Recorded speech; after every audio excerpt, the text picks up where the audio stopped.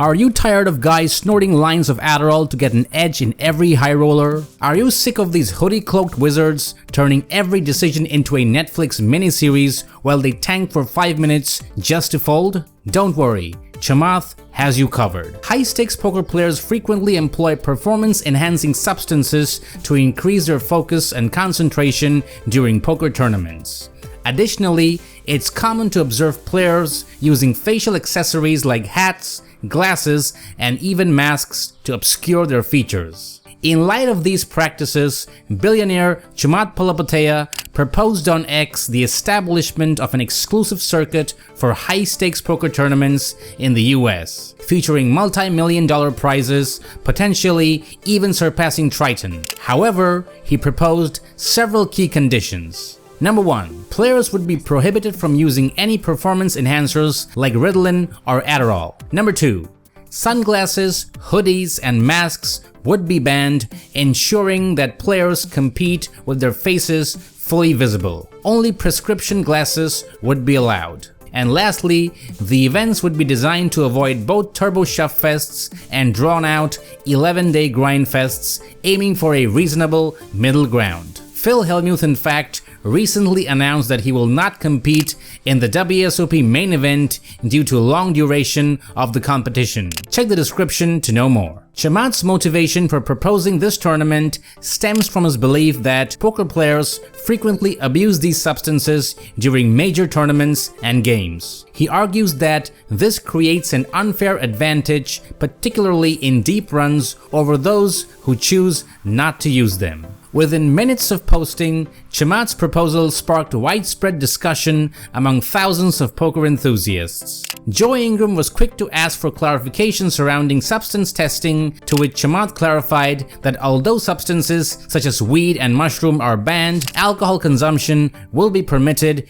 during the tournaments. Liv Burry was more concerned with the scale of buy-ins for the events. Chamath clarified that while the circuit would feature high buy-in tournaments ranging from $50,000 to $1 million, there would be smaller buy-in events and satellite tournaments, allowing more players a chance to qualify. Tom Dwan suggested to use Triton brand with US rights. Sean Deeb also showed some interest, saying, "If you are serious about this, I can help you get to know the people you need to hire to run it." Daniel Negreanu replied, "Avoid California and the 7% tax.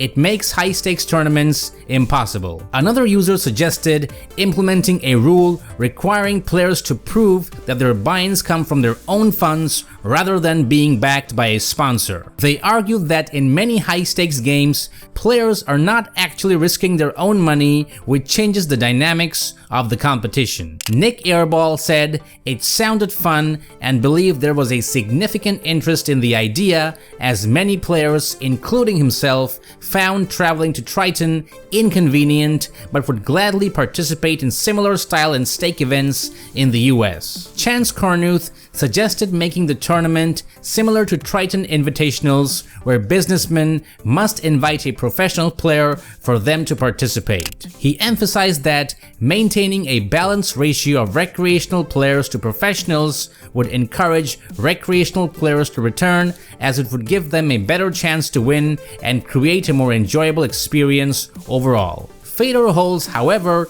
disagreed, stating that Triton had already implemented all the necessary positive aspects for a successful high-stakes poker circuit. He argued that substance use was not an issue and questioned the concern over players covering their faces. Holz suggested that if the goal was to establish a similar tournament in the US, the best approach would be to simply replicate the Triton's format and bring in players to make it work.